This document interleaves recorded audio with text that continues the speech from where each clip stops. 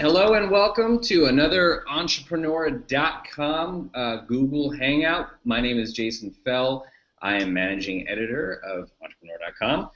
So today we're going to talk about all things online marketing and SEO. That's search engine optimization. And our guest today, I'm actually really excited to be chatting with him today. We have Rand Fishkin, who is founder of online marketing and SEO powerhouse Moz. Rand, say hello. Tell us a little bit about yourself. Hi, Jason. Thank you so much for having me. Well, let's see. I'm from Seattle, Washington. I started it started as a small marketing consultancy, turned into an SEO consulting firm. We launched some software, and today we're a relatively large startup in the software space. We've got about 21,000 customers subscribe to our software products that help people do things like SEO and content marketing and social media marketing. And of course, we're very, very active in the online marketing communities, and I'm deeply personally passionate about helping to make Google more transparent. Well, that's great, and for everybody tuning in, everybody's really passionate about startups and about running really kick-ass websites. So. Great. So, Rand, let's just get started. I have a few questions for you. So, right. So, when it comes to publishing a website and to optimizing it for search, right? We all want to drive traffic and we all want to rank higher in Google search. One element of that, right, is writing killer content. So, what are some tips from your experience for entrepreneurs? How can we write better content for our websites? Is it all about keyword research, or tell us? There's kind of two aspects to successful SEO when it comes to content. One of those is technical, and that fits into Jason, what you're talking about with keyword research, choosing the right terms and phrases, putting them in the right places like your title element and your headline, and making sure that the content itself is actually answering a user's query. So if someone performed a search for best coffee in Seattle, and you have a web page that says best coffee in Seattle, but it doesn't really comprehensively go through all of the coffee shops that are here, and my God, let me tell you, we have a lot, then you're going to end up with something that Google analyzes, and their advanced topic modeling algorithms are going to say, this doesn't look that great. On the other side of that, there's the creative end, right? So you've got your technical SEO, and you can get that right, and that will help you. But the creative end is really about saying, how am I going to produce content that a community of people will help amplify? And what I mean by that is, you need to find a group of people who are going to be incentivized in some way. That could be, hey, it makes me look really good when I share this on social media, or this is an important reference point for an article that I'm writing, or this is categorically the expert in this particular field, and I want to cite them and their work when I'm putting on a conference or an event or hosting a webinar or any of these kinds of things. If you can't answer the question, who's going to get behind this content and propel it and amplify it, then you haven't produced something truly worthy of making into the top of Google, especially when it comes to competitive terms and phrases.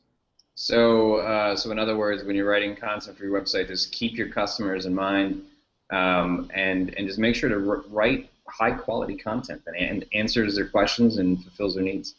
Yeah, so it fulfills their needs. I think the only point I'd clarify on that, Jason, is make your customers happy, but remember that your customers, in the case of content marketing and in SEO, also includes this other group who might not necessarily be buyers. They're people who work in the press and in journalism. They're people who run blogs. They're people who have social media accounts, right? They're people who can amplify the spread of the work that you're doing. Content is not necessarily about directly converting. It's about building a relationship. And a lot of the times in SEO is the same story. Someone's going to perform a search that's very informational, not transactional in nature. They're going to come to your content and your website, and if they have a good experience, they're going to remember you, and they'll come back. And you have an opportunity next time they're in their business. And because of how Google's personalization works, since you clicked on and maybe liked and +1 that content, Google will show their results higher in your searches the next time you search. So all of these things feed in. It's writing high quality content is I would say a not very actionable piece of advice, but writing content that can be amplified and knowing who's going to amplify that, that now you're getting into the secret sauce. Very cool, secret sauce. I love it. Rand, so talking about SEO and driving traffic to your website, right? You think about, well, driving traffic to your website, you think about two things. You think about SEO, search engine optimization, and you also think about something called PPC, right? Pay-per-click. Which strategy would you say is more effective and why? Actually, I think they're both very effective forms of marketing, but the challenge with PPC and SEO is learning to balance them and learning when to invest. So as a startup, as an entrepreneur, one of the things that you'll realize is PPC is very fast, right? As soon as you start buying those AdWords and Google approves your ads, they show up, you start earning traffic, and Google starts making money, which is nice for them and hopefully nice for you if you can get a good conversion rate and attract the right kinds of people. PPC has been around for a long time, and there are a lot of people who've invested a ton of money and effort and resources into getting that dialed in. And so it's not nearly as easy to enter that field and quickly master it and earn a ton of value, right? Unless you have an extremely high margin business in a field where everybody else's margins are low or lower, PPC is going to be tough to really make a killing on. SEO is a different story. If you are creative enough, if you can get the right kind of community behind you, if you can earn that press and awareness and attention, SEO can be truly powerful and really company changing. And you can see lots of examples of this. One of my favorites is SurveyMonkey, whom I'm sure you know. And SurveyMonkey just realized, for the first, say, 10 years of SurveyMonkey's life, from 1990, I think they started in 97 or 98 to 2007, 2008, they really succeeded because lots and lots of people were searching for online surveys and create a survey, send a survey, right? Create an online form, all this kind of stuff. Google Docs didn't exist yet. And because they had this model where all of the surveys that got embedded pointed back to SurveyMonkey and they managed to gain these high rankings, they were really able to change the trajectory of their business. Another great example is Yelp. Yelp had these fantastic badges, right, that went out across the internet. Restaurant websites put them up everywhere. And of course, they pointed back to Yelp. They pointed back to the pages of the restaurants themselves and of the regions. And this helped Yelp outrank everybody in the local space, starting with restaurants and then expanding into a lot of other categories. So SEO can be very company changing if you can master that creativity. It's still a wide open field. PPC, a little less so in terms of that, but it's very healthy, I think, to find a balance between the two. Great, thanks for the examples and for the clarification. Okay, so SEO, it's as passionate about it as you are, Rand, and how fascinating and dynamic a thing it is, right? There's a lot of moving parts, and it's something that entrepreneurs are still kind of getting their heads wrapped around. There's a lot of things that are, I guess can be pretty straightforward, and then other things seem kind of jargony. Rand, let's talk about link building. Okay. Okay, tell us, what is link building, and is it still, a really critical element of good search engine optimization? So I'll answer the second question first. Unfortunately, the answer is yes, it's still a very, very critical piece of being successful in search engines. And I'll tell you why I think it's unfortunate that that's the case as I describe what it is. So link building is essentially the practice of earning links from other websites that point back to your sites and pages. Generally speaking, when we talk about link building in an SEO context, you're not really focused as much, or many practitioners are not focused as much, on the traffic that's sent through those links, although that can be a nice side benefit. They're really focused on getting links from the kinds of sites and pages and the diversity of sites and pages that will make something rank higher in Google's search results. And that means a lot of different websites. That means more powerful sites and pages will send a more powerful ranking signal. That means that certain words in the anchor text, right? So for example, if I link to an article on entrepreneur.com on wearable technology and I say, check this out, that's not nearly going to help you as much in Google's rankings as if I were to say, check out their wearable technology section, and I pointed to you with that anchor text, which I actually think is kind of a funny remnant of the past. I wish it were not the case. I think Google needs to advance beyond that, but we've done some recent testing. Anchor text is still extremely powerful, and links are still extremely powerful in Google's results. Hence, you have a huge industry of people, trying to manipulate the link graph for profit, and then a large number of people who are trying to earn attention and awareness by, emailing bloggers and press. I mean, Jason, I'm sure you get the same emails that I do, which are like, hey, we'd like to guest post on entrepreneur.com, right? And here's our Texas Hold'em gambling casino. Yeah, we get a couple of those maybe every day.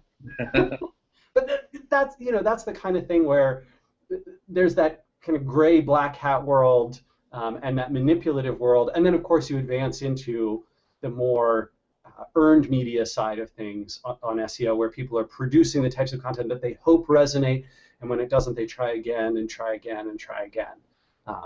And eventually, a lot of startups find success reaching those. Another example, actually, just from this morning. So you might have seen that LinkedIn shut down Card Munch, right, which was a service that helped you scan business cards and connect them through LinkedIn. And I thought this was very smart marketing. Full Contact, which is a startup out of Boulder, Colorado that's funded by Foundry, Full Contact put up a blog post that said, hey, we have a product to replace this, and they cleverly titled their post, an alternative to Card Munch, because they know a lot of people who use that product are going to be searching over the next few weeks and months, and so now they can find the Full Contact product, and they sent it out to some folks. I saw it and tweeted it. A lot of people are going to be linking to it. So it's, that's kind of intelligent, ongoing SEO, identifying those opportunities, finding ways to earn links to your content and to your products. Sure. You're talking about LinkedIn. So, Rand, when a lot of people are thinking about SEO and online marketing, obviously the first things that come to mind are Google, Microsoft, Bing. These are the big search engines.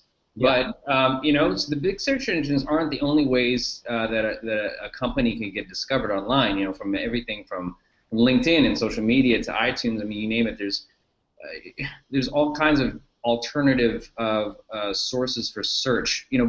Rand, thinking beyond the big search engines, what would you say is the most important alternative source of search, and how can an entrepreneur maximize it?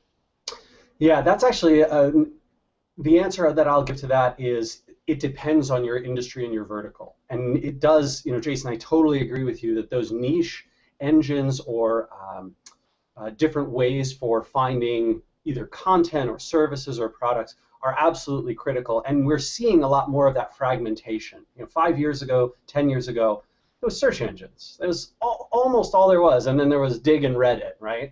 And now, with the rise of social media platforms and the expansion of alternative search, I mean, think about in travel, right? Kayak is just essential, and now Airbnb is kind of rising up, and TripAdvisor has got a tremendous amount of traction in the travel world. So there's all of these different angles, and as a responsible entrepreneur and as a responsible marketing person at a startup, I think your job is to keenly identify all the channels that drive traffic to not just your direct competitors who are selling or doing whatever you're doing, but also the group of people who are finding information about your market, right, your niche, and then identifying which ones of those provide opportunity. So if you're in the travel space, you might say, gosh, you know what, a lot of travel interest starts from travel blogs. And so I need a way to get into that community and to publicize my region. One of my favorite ones of these, by the way, and one of the most successful marketing campaigns I've ever seen, was the Queensland Bureau of Tourism in Australia, who took $100,000 of their $1 million budget for the year, and they put it towards a contest. They called it the world's greatest job. And this competition was essentially where people could sign up to be a blogger and social media enthusiast for Queensland, essentially, go into the Great Barrier Reef and dive with turtles and then write about it. So it's a dream job, and you get paid $100,000, right? And so the amount of people who not just invested in this contest, but also wrote about the contest, wrote about what happened afterwards, covered the guy who won, who became this blogger, was just incredible. It was so incredible that all of Australia, every province in Australia, now runs this competition annually. They found that it just moved the needle on travel interest in their regions so substantially and so much better than traditional advertising that they're all now doing it. I think that kind of creativity in identifying a channel, whatever your niche is, and then going after it is really important. And it varies widely, right? Pinterest is interesting for some folks. LinkedIn is powerful for other folks. Google Plus is tremendously powerful for us at Moz. For other people, they're not having as much success on there. I've seen people who have done remarkable marketing. I actually know a guy in the recipes and food space who does great marketing in the subreddits and on Reddit.com. They get tremendous amounts of traffic and branding and awareness there. So, this is a practice that I think marketers need to invest in if they're going to be good at it.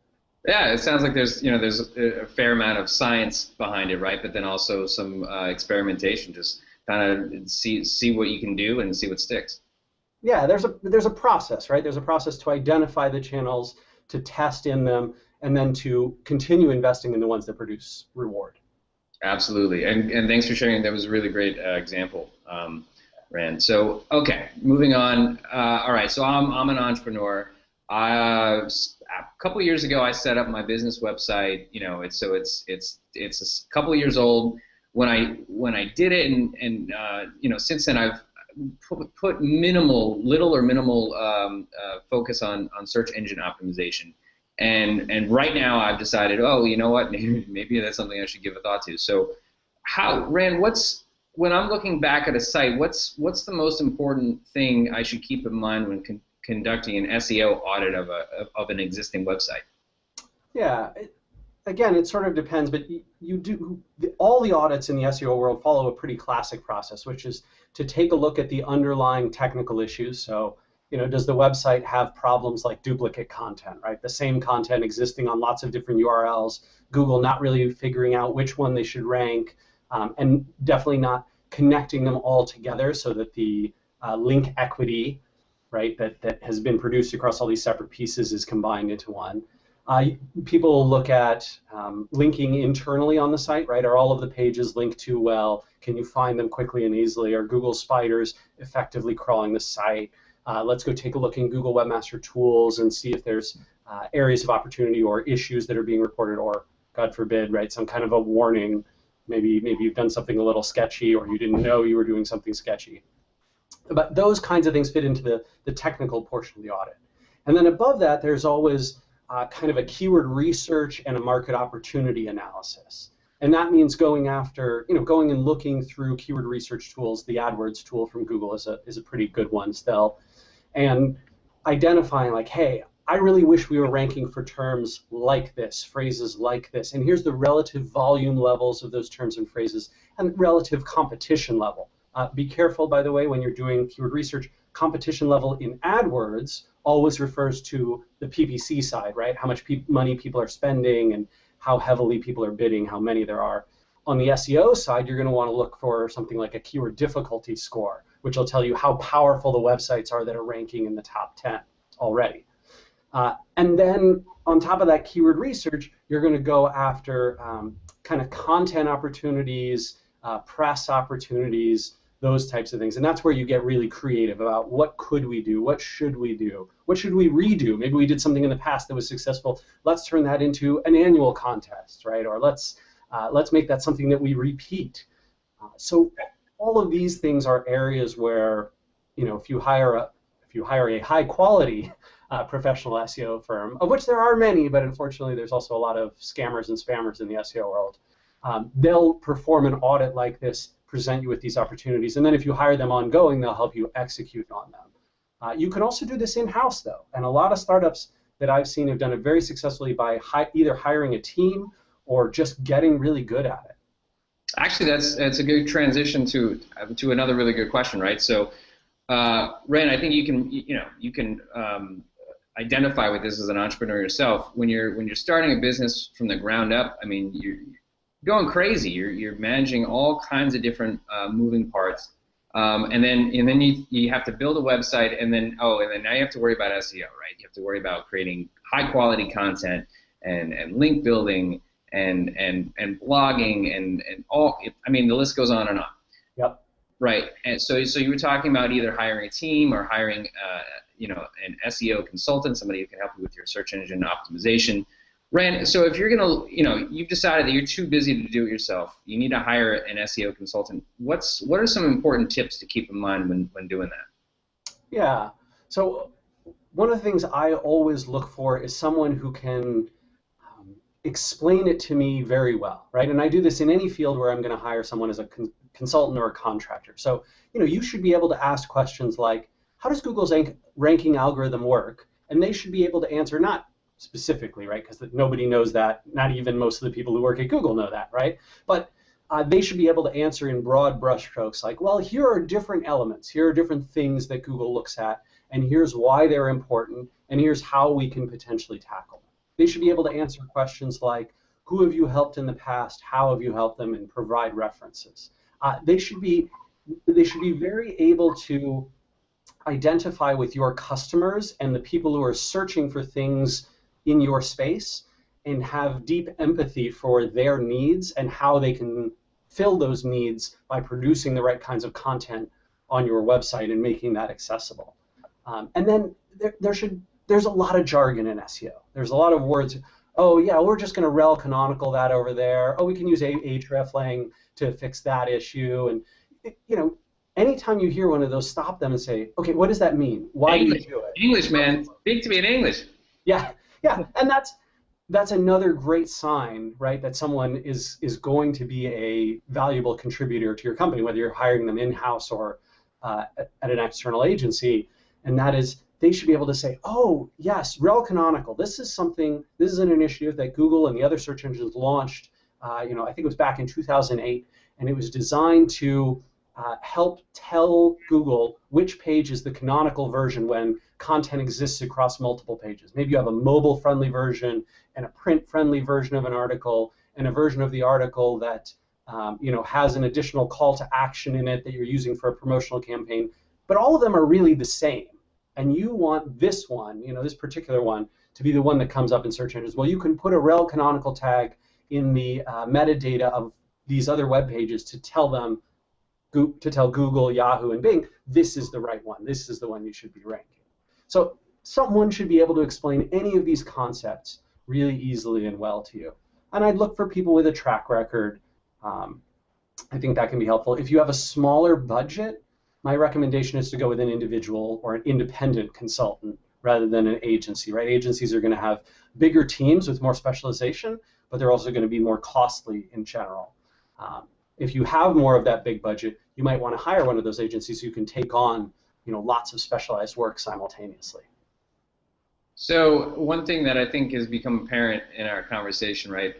So Google changes its algorithm pretty frequently, and who knows who knows what governs what and when, and there's different waves of what's good SEO and what's bad. Ren, what are some trends, some SEO trends that entrepreneurs should keep an eye on over the next 6 to 12 months? Sure. So one of the interesting things, Jason, is I think that the perception inside the SEO world has been almost a shock at how little Google's main algorithm, right, the algorithm that governs sort of organic, natural search for most queries, has changed. In 2005, we were all trying to get our keyword research right and get our keywords dialed in, create content that people would naturally link to and amplify and cite, and go out and manually get some of those links to it, and that was kind of the process, right? And then you wanted to build up a powerful domain because important domains, even pages that aren't well linked to on important domains, tend to rank higher than those on unimportant domains. And so that core kind of how the algorithm worked in 2005 is really similar to how the core algorithm works in 2014. And a lot of those processes haven't changed that much either. I think the perception of how much Google's algorithm changes is actually broader than, or is actually bigger than what's really going on. That being said, there's lots of changes at the tactical levels because of how the web is advancing. And Google, of course, has introduced a dramatic number of new opportunities. I mentioned rel canonical and hreflang, and all of these like nuances which SEOs need to be familiar with. In terms of keeping up with that, and in terms of the next 6 to 12 months, my real advice on that front is to pay attention to how people are using the web and using search, and how, when, and why content itself is being amplified. What's being amplified, why it's being amplified, what are the underlying emotional triggers of that, what sort of, who has the web's temperature. So, 2 years ago or a year ago, you might have said, boy, that was BuzzFeed and Upworthy. They really had it down, like they knew what was going on. And now we're seeing, maybe a little bit of backlash against that and the trend changing a little bit again. Certainly Facebook's changes to how their organic reach works have shifted that landscape pretty dramatically. And so paying attention to how, when, and why content is being amplified on the web can really make you smart about SEO. And if you need to, if you're deeply in the practice, you're probably already reading, the Moz blog and Search Engine Land and staying up to date on the day-to-day changes. Well, one thing's for sure, SEO definitely keeps us all on our toes, and I guess the final product is a better, high-quality product. So I'm all for it. Well, Rand, I think that's about all the time we have. Thank you very much for taking some time. Really appreciate your knowledge and your enthusiasm on SEO, and thanks again for just explaining a really critical and really complicated topic in plain language for everybody. My pleasure, Jason. I really appreciate you guys having me. Thanks, and thanks everybody for tuning in, and we'll see you again soon. I'm Jason Feld, Managing Editor for Entrepreneur.com. Thanks so much.